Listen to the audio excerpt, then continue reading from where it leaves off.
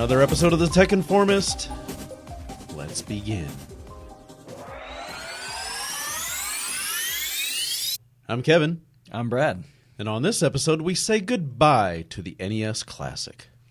Google wants its next phone to feature the LG Flexible OLED display. Burger King ad triggers Google Home devices. How has your favorite current video game system sold? T-Mobile aims to step up their Signal game. Tesla Model 3 final production looks to officially be unveiled July. Tesla also has a semi-truck due to arrive in September. Seriously, next level stuff. Welcome back, everybody. Another episode of the Tech Informist. This is episode 172, recorded on April the 13th, 2017. A lot of interesting things have happened really just in the last 24 hours, I would say. Yeah, definitely. As in the world of technology, we all know, and we've said it numerous times on previous episodes, that things just move so fast. Things come, things go. Speaking of going, on this episode, we do have to say goodbye to the NES Classic. Nintendo has officially announced that they are essentially putting it out to pasture. We hardly knew ye. We hardly knew ye. Luckily, I was able to score one on launch day. Was able to also get Brad one just about a month or so ago. I guess it was back in, what was that, February or early March? Just like late February, early March, definitely. Yeah, so whenever Amazon had opened it back up to Prime members, sometime I think it might have been in February whenever I ordered it and got it and held on to it for a little while. But now they've decided it's time to say goodbye to it. And, of course, it makes you wonder, you couldn't keep up with the demand, so why are you stopping production of it? So there's all sorts of speculation out there. Yeah, the first thing that sort of comes to mind is Nintendo Switches seems to be selling very well. Very well. We'll kind of talk about that a little bit later. And you would have to imagine that because of that, perhaps they are just going to release a bunch of classic games on it. Well, we've kind of known that, Nintendo's notorious for selling their games, going back to the well, over and over and over with each new system. Hey, a new virtual console. Sorry, you can't take your Wii purchases to the Wii U. You can't take anything else that you've bought on Nintendo DS and take it to another version of the DS or whatever that's like tied to the system and stuff like that, which is obnoxiously wrong to treat people that way. I'm kind of curious how many times I've bought Metroid on various platforms. Yeah, and you factor in somebody like me that's had a Nintendo Entertainment System since 1985. How many times have I bought that damn game? Yeah. In the last 32 years. There's really no telling how many times I've purchased that game. I mean, it's fair enough. There are some really good games to go back to, but this, I don't know. Is this in response to everyone on eBay selling their NES Classic for $200 all hacked with 700 games on it? Or is this just due to manufacturing constraints and they would rather put that into their future platform, i.e. Nintendo Switch? Right. Obviously, it does take up space in production facilities to make these. And if the margin of profit on NES Classic is small, it might not be worth, okay, we're building them for, we'll just say they're building them for $10, $15. Maybe the $45 upsell or whatever they would get from the retail price, which is $60. Maybe that's just not worth it to them, where they're like, hey, we're making the Nintendo Switch for X amount of dollars and selling it for $300 amount of dollars. That could just be worth more. And then the fact that, the NES Classic's hacked and people are throwing on the entire collection of NES games, Super Nintendo, Sega Genesis, pretty much any system that can run, I would say it's up to like Nintendo 64. Mm-hmm. Some Nintendo 64 games can run okay, and not all of them can, but, people can just throw whatever they want on there. It's like, all right, And you throw in the fact of licensing for the games, sometimes the deals they've got to negotiate. Like, all right, we've let this run its course. I don't know. Well, right now the talk around the Switch is so positive. It's kind of easy to even assume that they would rather, again, use those resources towards building more Switches for the holiday season coming up. Yeah. I still want one. I know plenty of people who still want one, and if I could get one in, let's say, a bundle for $300, like a game and the system in, I don't know, a kickstand case or something. Right. Or a screen protector. I mean, these are all things that could definitely happen in the coming months. It kind of remains to be seen because E3 hasn't happened. It's quickly approaching, obviously, but I don't know. It's just strange, however, to think about that. And another thing for those of us who kind of like rare collectibles, it definitely is going to be one of those. Yeah, definitely. I mean, I don't know how many they have sold to this point in April 2017. Or how many they've even made to this point. Right, but it's been available worldwide since, the beginning of November. Sounds about right. Is whenever I was able in to America. get one. Yes, in America, beginning of November.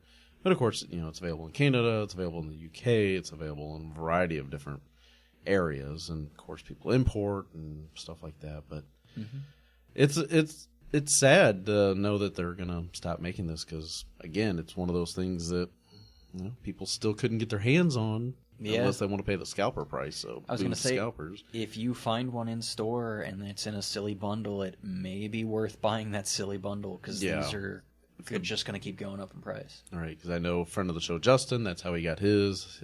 Some relative bought him that with it was a bundle with a backpack and something else in it. It was a goofy bundle, but he got one. He got one, so and that's what. And there you go. It's worth the extra $30-$40 for a bunch of stuff you're probably never going to use to get it, but at least you're getting something with it for that increase in price instead of just paying somebody extra profit on something they paid retail for. Yep. Either way, I'm glad I've got mine. I'm sure you're glad you got yours, and I feel bad for people that have been trying to get one and have just missed it, whether it comes back online for 5 minutes and they're at minute 501 and or they can't get it in the cart and get through the payment process in enough time before the allotment is gone. I see another scenario too actually playing out where they stop supplies for now and they help build the Switch platform and they could turn these back on for the holidays again or something. Just make a settle allotment of them, and that's all we have this holiday season. Yeah. Come back next holiday season. Here's another 500,000 or $1 million, whatever. Right. And there you go. Because, again, it cannot take much to really create these things. Well, and you got to figure if you sell out of all of them, that's a good profit. That's a dang good profit, yeah. I don't know. Maybe they're gearing up to do a Super Nintendo Mini. I don't know. They have not speculated. But, of course, going back to a previous episode where we've talked about, the packaging on this thing is, classics. Yeah. So, which kind of leads you to believe they're going to be doing a classic line for a variety of different systems. If they do a Super Nintendo one, I am standing in line for that one. Yeah, that one will definitely be a standalone. And there will be more people waiting for that one than they did for the NES after seeing how much of a pain in the ass it was to get this one. Yep. So, it's good. It's bad.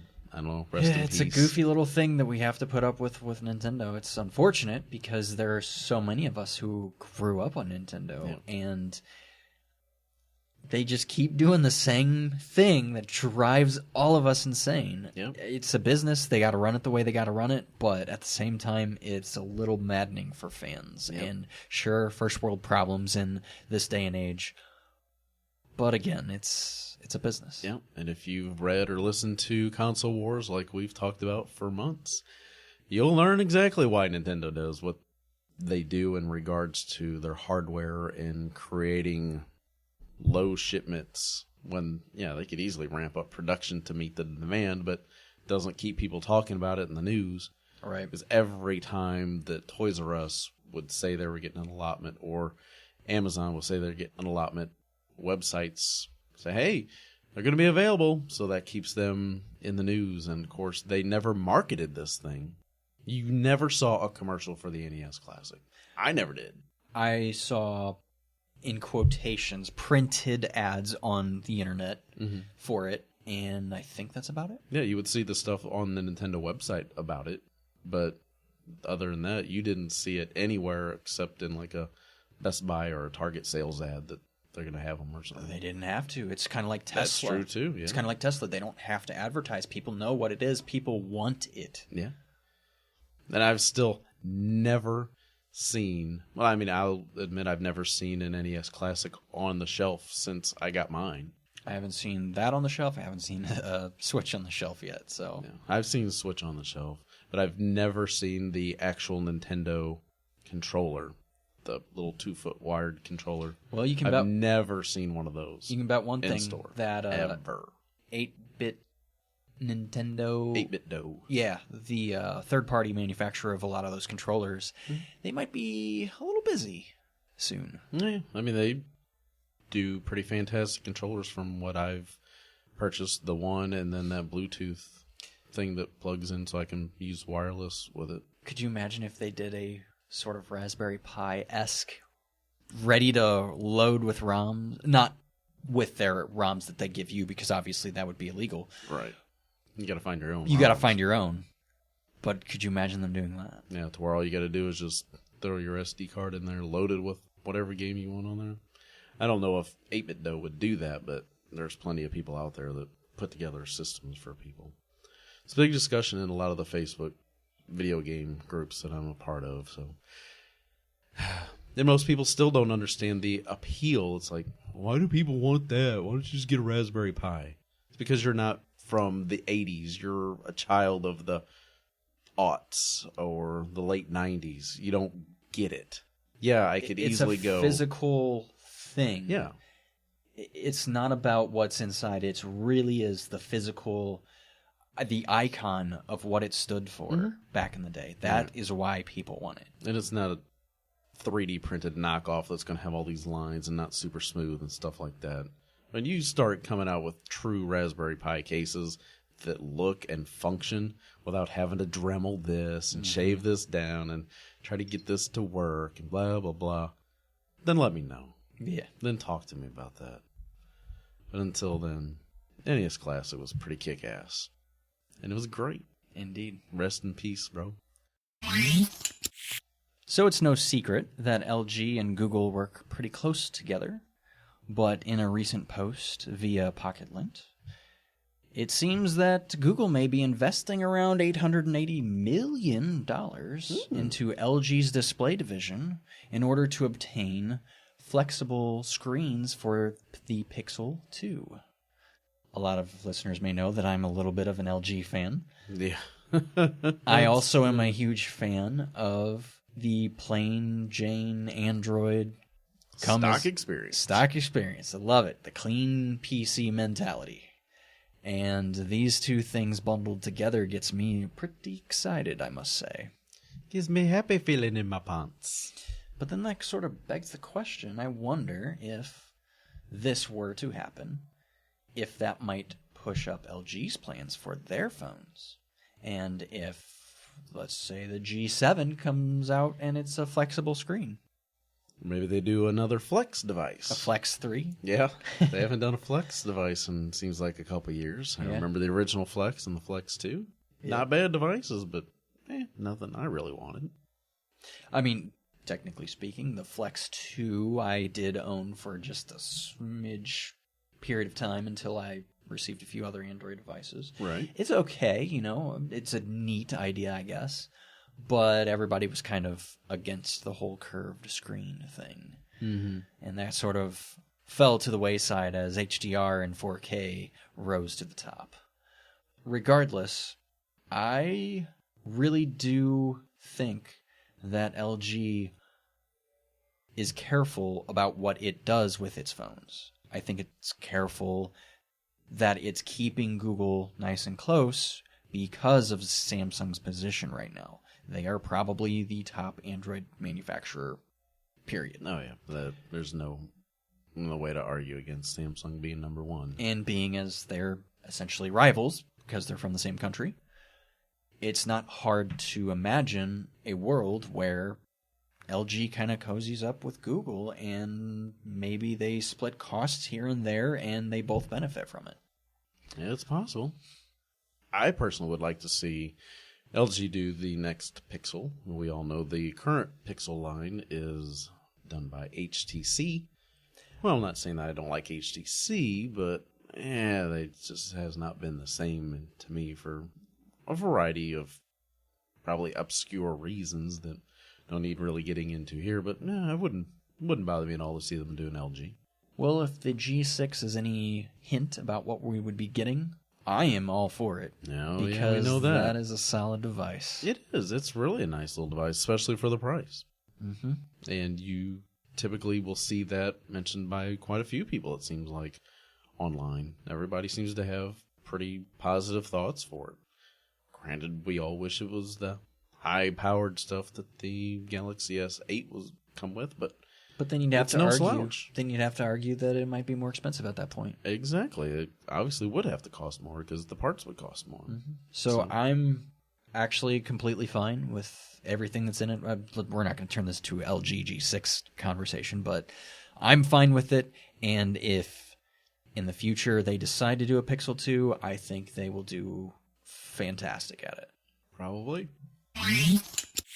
Speaking of Google, those of you out there that have Google Home devices, there was a little bit of a story going around in a video about Burger King, kind of talking about the Whopper, and they kind of designed this to get people's Google Homes to respond via the input command, the voice commands. This is kind of clever in some ways. It was. I really did like it. The fact that, you got this guy standing there, looks like a Burger King worker. Looks like he's standing actually in a Burger King, and he's holding a Whopper hamburger. And then he did the, okay, Google, and said something about the Whopper, and next thing you know, Google Assistant goes out, Wikipedia, starts spouting off the information about the Whopper sandwich from, Wikipedia, and it was pretty funny. I thought it was clever.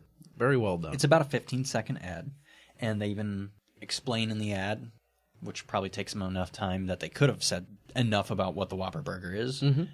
But they're like, we can't explain it in this amount of time. So instead, they do the OK Google. Yeah. And, here we go. And right. This kind of reminds me of a few of IGN's podcasts in the past, accidentally, on Podcast Unlocked, actually, saying the word Xbox, which if you're watching it on your TV at home at any kind of loud capacity, it would activate the Kinect. Mm-hmm. And then it would start searching for things as you're in the middle of your program. So this isn't necessarily a new thing, but it's more focused about, and it knew what it was doing rather than being accidental. Yeah, they were intentionally doing that, and I thought it was very well done. But as of 2:45 p.m. on April the 12th Eastern Time, Google Home will no longer respond when prompted by that specific commercial. Because Google was able to register the sound clip from the ad to disable the unwanted home triggers. So if I had my Google Home, which I don't yet, go to it and ask it myself, it would still, I presume, yes, work. Based on your voice, but it would not recognize this person's voice from the commercial. Because they took that sound clip and kind of inserted it into the no-go column. Which makes me wonder, though, if this guy were to go home or to his own Google Home unit, would his voice still trigger it if it's blocked internally from being able to respond to that tone? If anyone out there knows this guy, I have to know the answer to that question. Yeah, that would be pretty funny. I'm curious to kind of know about that as well. So, Google Home they're working on voice tags and things like that that's supposed to help with voice recognition and all these little things. But obviously, Google's not going away from the Google Assistant and the voice controls and voice commands, we'll say. So it's just going to be interesting to see what other companies and brands do kind of moving forward. Will others do it just to garner the attention that Burger King has done? Obviously, it gave them a lot of free press. Yep. Just based on putting together that short little commercial. Apparently, all press is good press, or so they say. I don't think United would say the same thing about that right now. That's beside the point for a different kind of podcast. I do find it fascinating, though, that some users went to Wikipedia and started editing the Whopper and started putting cancer-causing, a chocolate candy, or ingredients like toenail clippings and rats. The food elitists. All right, video game fans. Sometimes you just wonder when it comes to fanboyism, because it's still 2017 and fanboyism is still alive and well, because that's just how people in the internet work. You always wonder just how well has your favorite console sold in specific time periods, and the numbers are out for March of 2017. And the PlayStation 4 has outsold the Xbox One during the month of March 2017. What a surprise. But the Nintendo Switch has outsold both consoles in the month of March. Okay, that is a little bit of a surprise. That is a little bit of a surprise. So it's very interesting, the fact that the Nintendo Switch has apparently sold more than 500,000 units in North America alone just during its first week, which it went on sale, I believe it was March the 3rd. Which was a Friday here in North America. Mm-hmm. So in that first week, it sold 500,000. And subsequent weeks, with speculated total sales during the month being around 1 million. So that's pretty darn good. Now that, I believe, is just North America numbers. So they say that this demand, which has both outpaced expectation and supply at a level that surpasses the record-selling Wii. Now remember, the Nintendo Wii was a system that once it launched, you couldn't find it in stores for months. It was like Nintendo NES Classic scarcity. Yeah, it was bad. But yet, on Facebook groups and stuff like that, I see people sharing pictures of 5, 6 Nintendo Switches sitting on a Best Buy shelf somewhere, or in a Target case. Our local Walmart. I've already got a Nintendo Switch, so it's not like I'm looking to buy another one. But I still, every time that I do go to our Walmart, walk back just to see. Walk by, look down, I would be curious myself, honestly. Just because of the scarcity of the product. Mm-hmm. It is fascinating. I'm not going to buy one and resell it, but I would just be like, cool. There they are. I take a picture and put it on my Facebook that say, if anybody's looking for one in the area, then run to our local Walmart and get it. But it's very, very interesting that it's selling so fast and so well as compared to the Nintendo Wii. Mm-hmm. And of course, Microsoft has come out with a public statement regarding the results. Xbox Corporate Vice President of Marketing Mike Nichols shared the following, quote, "This past quarter, from January to March 2017, we saw record Xbox Live engagement with 1.1 billion multiplayer hours logged globally, which is a 14% increase year over year. Looking ahead, they are excited to share more about their plans for Xbox One, including launching the world's most powerful console, Project Scorpio, alongside an amazing lineup of new Xbox One games, and they're thrilled with the incredible response they've received so far for Project Scorpio, and look forward to sharing more about the Xbox One family devices in the coming months." So they're pretty happy with it, but it doesn't seem like they're really going to be making a humongous push for anything until probably holiday. They are planning for E3, and they are going to drop a freaking bomb on that show. Yeah. You just have to imagine there's going to be some very interesting stuff. They got all the tech specs, all the, in quotations, boring stuff out of the way, even though I find it more informationally satisfying that they would explain that stuff on stage, especially at E3 when all eyes are on stage. Instead, they kind of went aside and did a separate event with a publication instead. And it's kind of different from what they usually do, and maybe that works in the long run. Maybe this time around they'll do exactly what Sony does, and they just rattle off a bunch of games and get people all riled up and excited, and hoorah, Xbox. And who knows? They have to try something different, because what they're trying now isn't working.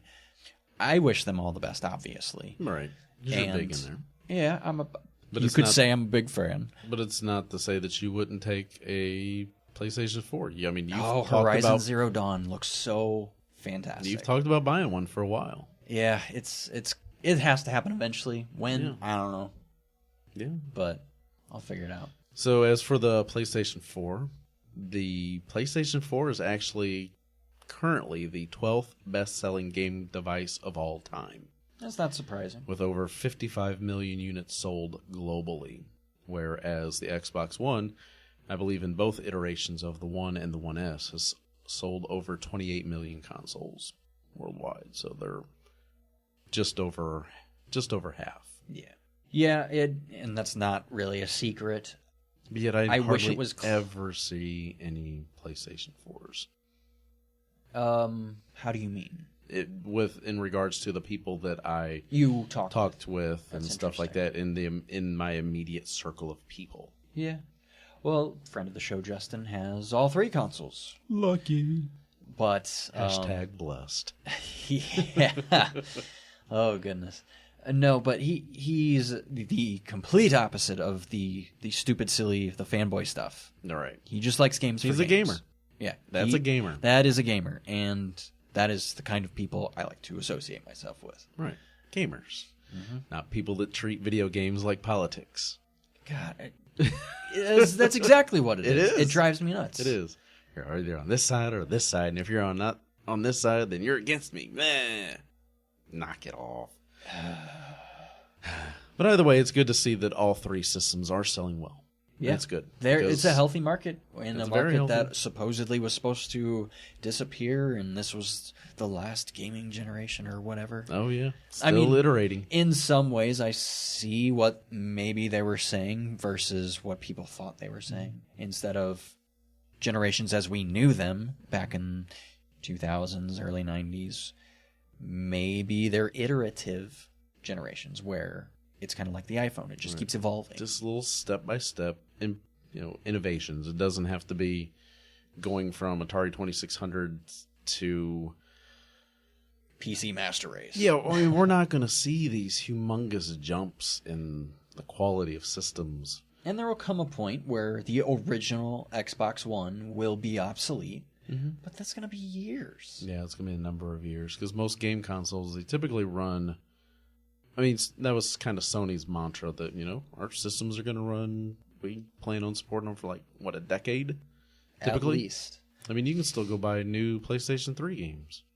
In fact, I think you can actually still buy a new Wii and new Wii U games. Granted, they don't release hardly anything anymore for those systems, but there are specific games that are geared towards family activities and stuff like that. The new game, Persona 5, launched on the PS4 and the PS3. Probably. I think. I mean, typically you can buy MLB The Show on both systems. That's so weird. Year after year.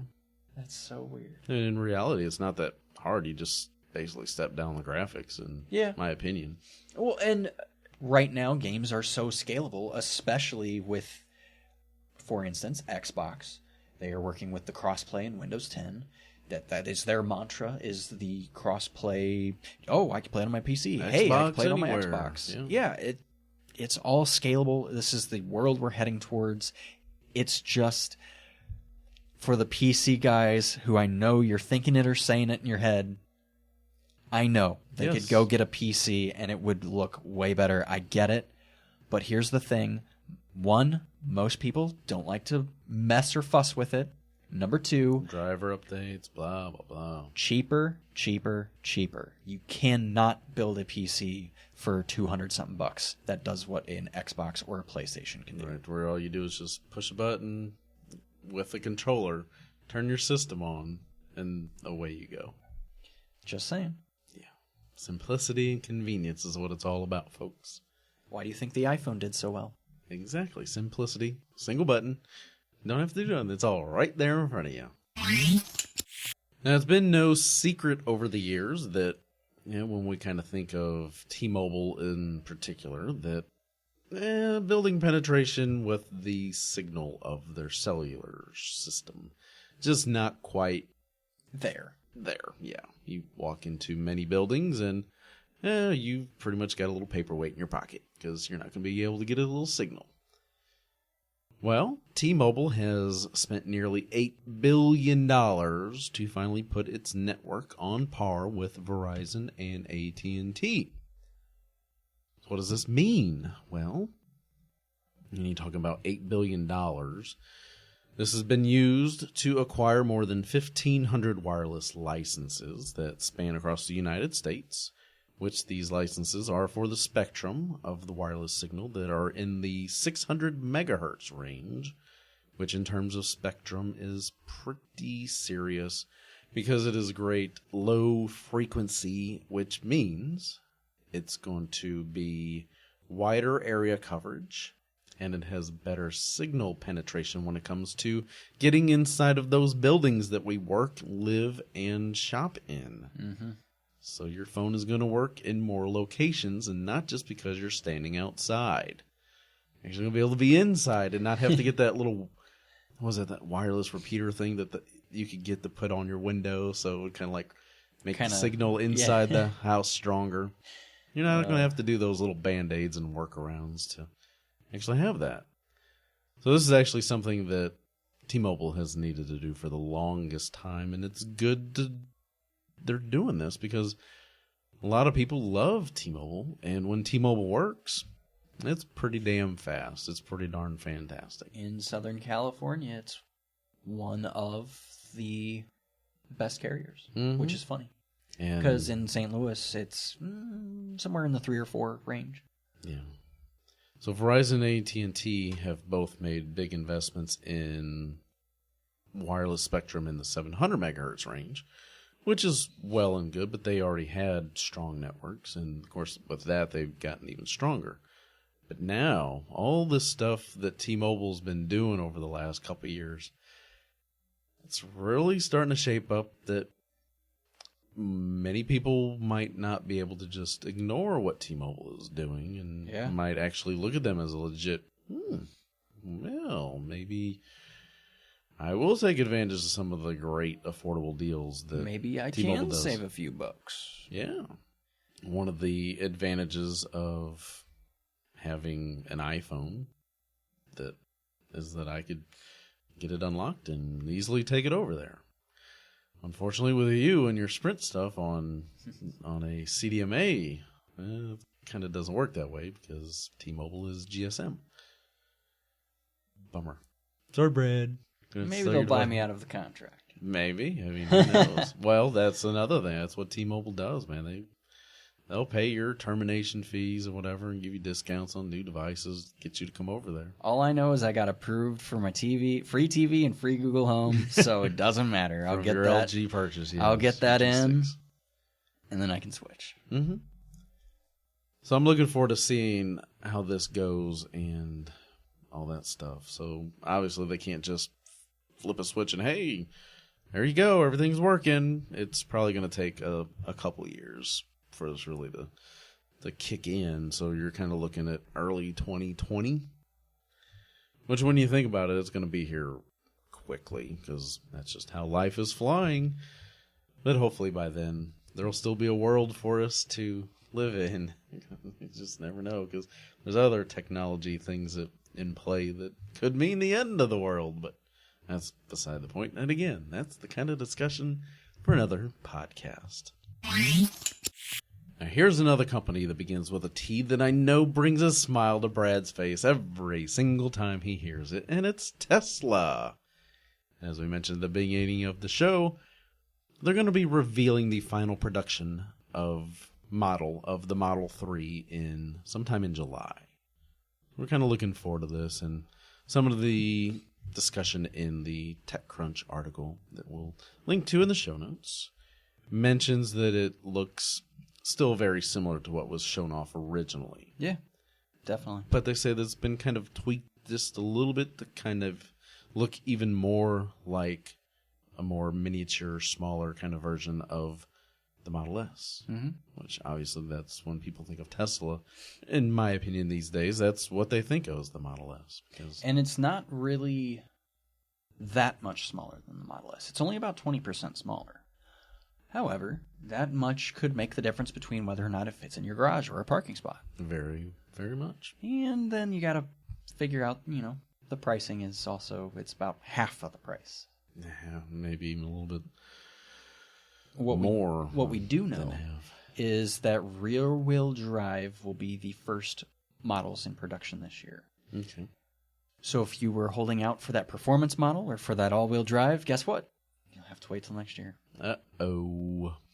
And it looks good. I mean, the images that they've shared, and I believe they got these images from, was that Autoblog? Something like that, I believe. Yeah, autoblog.com. Man, this thing's looking sharp.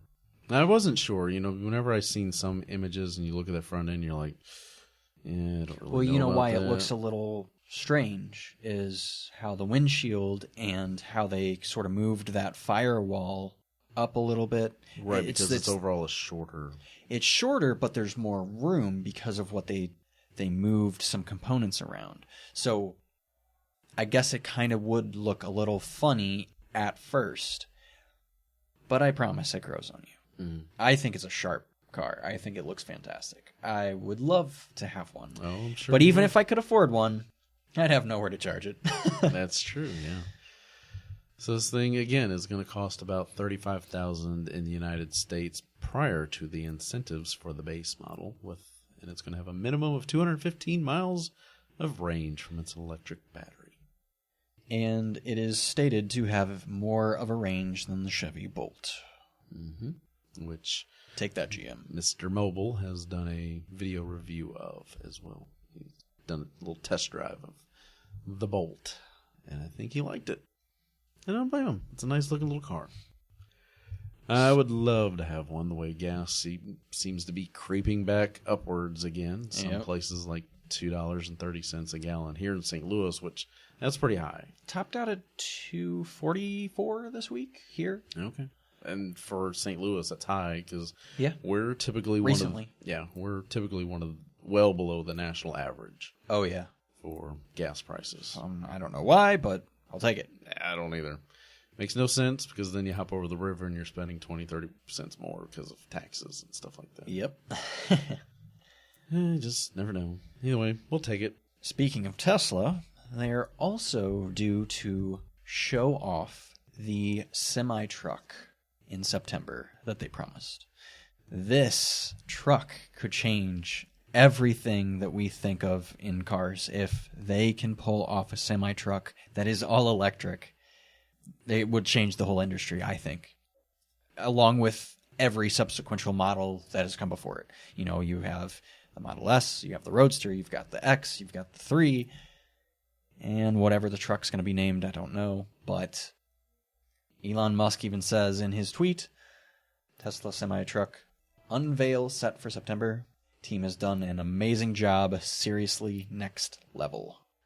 And when Elon says that, you can rest assured that is absolutely true. Because that man does so many things. I can't even fathom an electric semi. Let alone, they're going to show it off in September.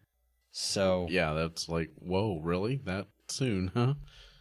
Yeah, I was expecting maybe another year or two, but I guess we're going to get it a little sooner. So that's kind of exciting, actually. Oh, man, it's going to be interesting, especially if it has like autopilot stuff where super safe. Because there's, how many times do we hear and complain about truck drivers saying, cars driving their blind spots? I mean, it happens. You're driving something that big. It's got to be kind of nerve-wracking sometimes driving, little cars zipping up alongside them and you don't see them. And next thing you know, you're darn near running them off the road and causing accidents and inadvertent, of course. But so that's something like this, fascinating. It makes it even safer. I wouldn't have to worry about making sure that I get, completely past it before moving over one lane to be in the lane next to it. Right. Because I always make sure that I get past the semi.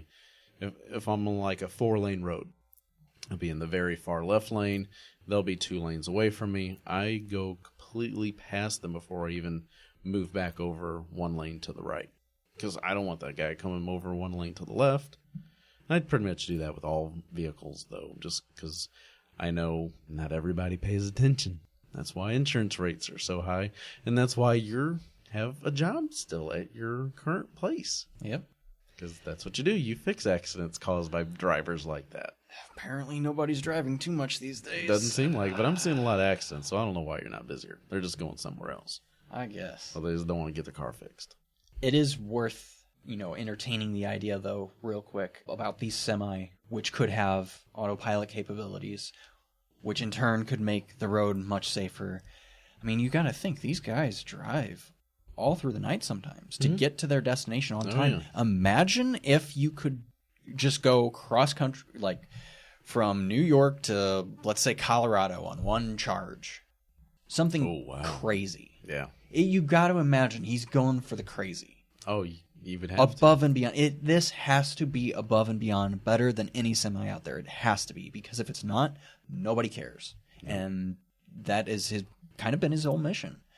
Being a semi-truck driver, more like a semi-truck watcher at some point. You're just babysitting it as it goes along and does its thing. That's kind of amazing. Not have to worry about stopping for, all the fuel and everything like that, because you're dealing with the long lines at the truck stops and things like that. Wear a catheter and you won't have to stop at all. That's true. Yeah, you just sit there and hop back in the little thing, go in your little porta potty kind of thing, and I don't know. We will definitely see come September. All right, folks, no rant of the week this week. We kind of got that out of our system, I think, within the last couple weeks, as we brought that back for just a temporarily little short time. But now it's time for app and entertainment picks. And the first thing that I want to talk about is a movie that my wife and I watched this past Saturday. And it was a very well-received movie called Fences. Now, this was, I believe, nominated in the Oscars at some point for Best Actor? Yes, it actually did win one Oscar. It had 48... It's won 49 or 48 awards, like Golden Globes and things like that. And it's had 97 nominations. So Viola Davis won the Best Performance by an Actress in a Supporting Role. That she won the Oscar for that. And it was also nominated for Best Motion Picture of the Year, Best Performance by an Actor in a Leading Role, and Best Adapted Screenplay. Those were the Academy Awards. Won a Golden Globe for Best Performance by an Actress in a Supporting Role. Again, Viola Davis. Fantastic. She also won the BAFTA Award for Best Supporting Actress. Denzel Washington won the Screen Actors Guild Award for Outstanding Performance by a Male Actor in a Leading Role. And, of course, Viola Davis won the Outstanding Performance by a Female Actor in a Supporting Role. It's just, you could go on, and that's not what we're here to talk about, because it was one of those movies that, hey, okay, so it's nominated and it wins awards. And then you watch it and you go, how? This does not interest me whatsoever. But Fences, again, starring Denzel Washington and Viola Davis, is fantastic. It's kind of set in the 1950s, and it's a working-class African-American father trying to raise a family in the 1950s, as I mentioned, while coming to terms with the events of his life. Where does this take place? Like Chicago? Or? I do believe it's kind of like a suburb of Chicago. Or, I honestly, I cannot remember for sure. Okay. Pittsburgh. Ah, okay. So, Troy Maxson makes his living as a sanitation worker in 1950s Pittsburgh. So, Pittsburgh. And that, now that I see that, it makes me remember the fact that he mentions Roberto Clemente, as kind of like a new player for the Pittsburgh Pirates or whatever during the movie, and how they reference that. And it's very fantastic. There's only really 6 main characters. You've got Denzel, Viola, playing the lead roles, and then you've got another son that is played by the actor who plays Hank on Grimm from NBC. And then you've got the actor who played the butler in the Steven Spielberg version of Lincoln. That's Stephen Henderson. And then you've got their younger son, who is Corey, who's played by Jovan Adepo. Russell Hornsby is who plays the older son. And then you've got, I might be butchering this name, but Mykelti Williamson. He plays Troy's brother, Gabriel. And those are the main 6 characters that you see throughout the film. And it's fantastic. For me, it's just, being married as long as I have, you kind of like, oh man. And being a dad, you're like, geez, I saw some similarities in myself there. I was like, oh, I don't like this. It's kind of awkward. But again, it's a great, fantastic film. Now you look at this and you think, how will people remember me when I pass away? Or things like that. And it's just the things, is he trying to be too controlling? Is he not being controlling enough? What's the story of the fences? And then there's kind of like a little part in the movie that's like, oh my God, I didn't see this coming. And again, definitely highly recommended. It's got a 7.3 out of 10 on IMDb.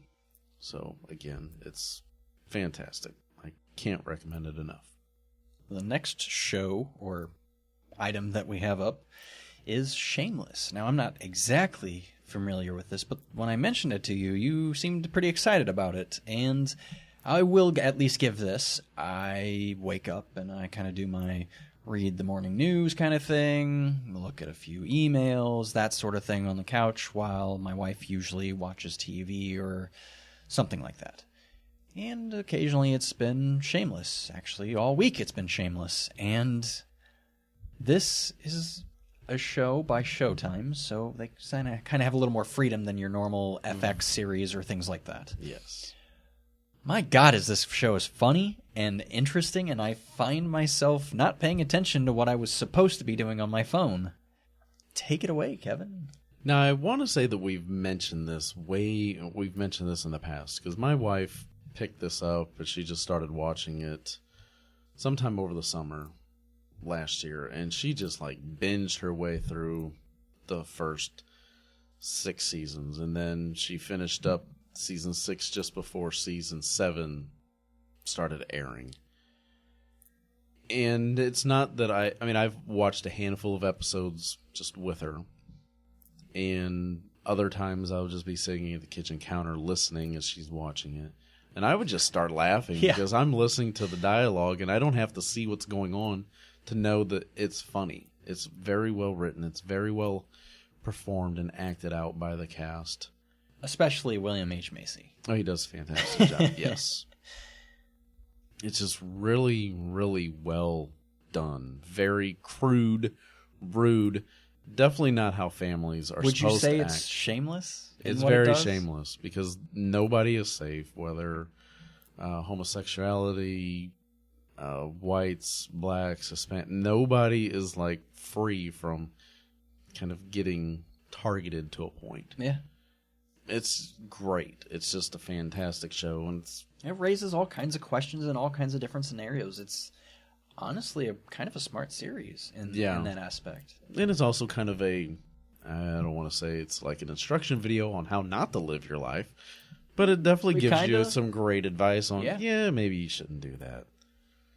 Just saying. But no, it's fantastic. And on IMDb, it has an 8.7 out of 10 rating. Wow. It's fantastic. And I'm going to have to sit down and watch this from the beginning. Yeah, and it gets all sorts of... It's had 11 wins and 55 nominations in Golden Globes and stuff like that. So it's very well received critically and by the general public. And I'm just waiting for season 8. Maybe I'll go back and watch all the other episodes again, but season 8, that should start airing sometime later, hopefully this year, in 2017. And the last thing we've got here in the app and entertainment picks, a new trailer has just dropped for the film Thor, and I'm probably going to butcher this name too, Ragnarok. I don't know if that's it or not, but man, I sit and I watch this, and of course, it's just a little teaser trailer, and it opens up, Thor's wrapped in these chains, he's being kind of dangled, and then it kind of goes to this next scene where he throws his hammer at this girl, and she stops it. She just stops it, like catches it, and then she just crushes it. And you're like, uh-oh. Because that hammer's kind of pretty badass. If you've seen Avengers and things, you're like, other people can't pick this thing up. Only Thor can. Yeah. And here she is. She just crushes it like a grape. And you're like, uh-oh. This looks like a fun movie. I'm not a Marvel guy by any means. I don't know what's going on. I know a lot of you who read the comics know exactly what this is supposed to be. But it looks fun, honestly. And I like Chris Hemsworth, so I'm probably going to go see it in November right before Star Wars. So yeah, so he ends up getting captured by this community, and, it's going through, and there's these battles and stuff like that. This girl ends up, like, destroying the area that they live in. I can't even think what the name of it is. And then, he's captured, so they kind of put him in a gladiator situation, and he's putting on this helmet, and you see kind of like the winged helmet. You're like, okay, it looks like the winged helmet you would expect and stuff. And Jeff Goldblum, who plays the bad guy in this, like the Bad King or something like that, he says, and your opponent or whatever, our champion, the Incredible, and the Incredible Hulk bust out, and he's wearing, like, this gladiator costume. You're like, uh-oh. And then you hear Thor, yes! He's all happy and excited to see Hulk. And then everybody's like, what? I know him! Or, he's my friend. My friend from work. I'm like, oh my god, it was hilarious. And then it ends with them charging at each other to begin battle. So I'm curious to see how this all works out. Because as we all know, if you've seen, Avengers and stuff like that, after the end of Avengers Age of Ultron, Hulk goes bye-bye. And he's not in Captain America Civil War because he's haven't been located. So it kind of leads you to believe. And then also in Civil War, Thor wasn't in it. So that's where this is all getting... Again, everything starts tying all together and stuff like that. So looking forward to this. This will be out in November. But we'll link to the trailer if for some strange reason you haven't seen it yet. DC Comics, take note. Yes, this is how you do superhero movies. This is how you create a cinematic universe. Yes. And also, just real quick, I do believe I heard that Josh Brolin is going to be playing Cable in Deadpool 2. So for you Deadpool fans and fans of Cable, looks like first one was good, so if they can keep it rolling. Fantastic. If they can keep it rolling. Yes. So looking forward to the second one. So looking forward to it. Need to watch the first one again.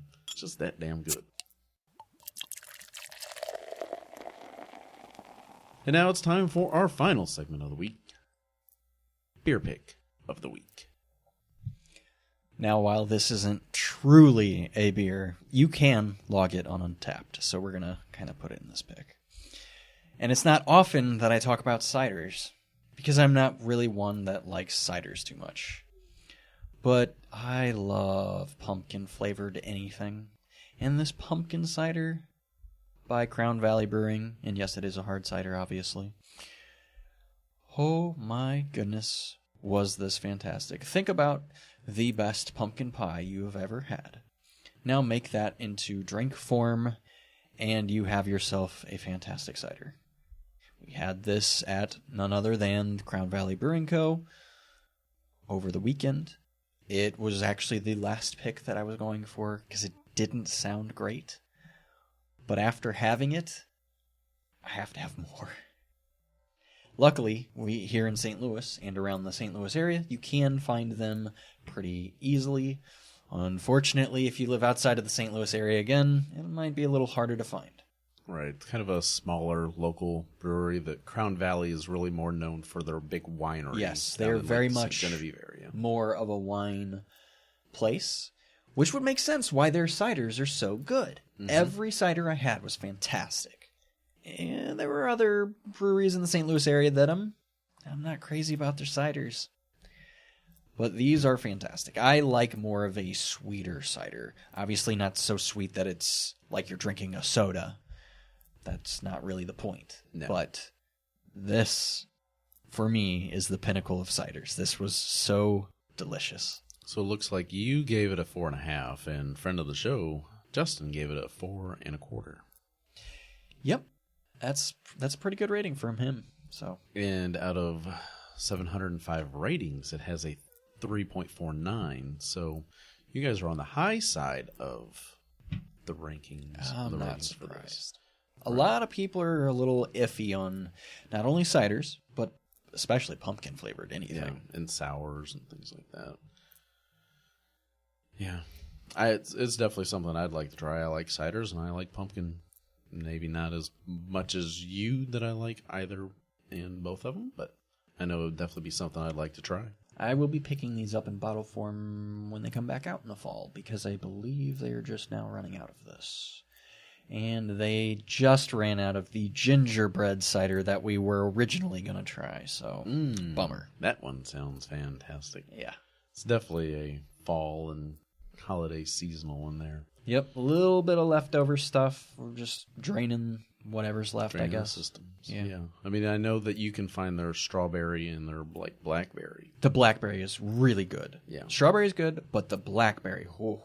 Strawberry was the first cider that I had from them, and it was fantastic. I was like, whoa, I didn't realize you guys could do something like this. And they just get better. So, looking forward to that. 5% ABV, no IBU. So, there you go. So that does it for this episode of the Tech Informist, and hopefully everybody got some enjoyment and information out of this. If there's anything that you would like to hear us talk about, or think we're kind of like way off kilter with certain things, then let us know. Email contact at thetechinformist.com, or hit us up on Twitter at techinformist, or at Kevin Harvell, or at holy_shadows. I mentioned earlier that I will definitely be getting those free items from pre-ordering my LG G6. So when I do get them in, I will let you guys know what I think about them. Right. I mean, they're free, but if I were to buy them, I'll let you know what I think. Right. I mean, you kind of have an idea about the Google Home. It's just you're really curious about the TV, if it's going to be something that's like worthwhile. Obviously, well, it'll be interesting to compare it to my TV that is also an LG TV from 2011. And to see, has it really increased? Has technology changed much in the last 5-6 years? Obviously, we know that it has, but at the price point of the TV that they're giving away. Versus what I bought mine for. Exactly. So, all right, that'll be interesting. Yep. So that does it for this week, and I hope everybody has a fantastic week. And we're going to get this published out as soon as possible. So until next time, everybody have a safe and fantastic weekend and week. And until we do talk again, consider yourself informed. Out. See you.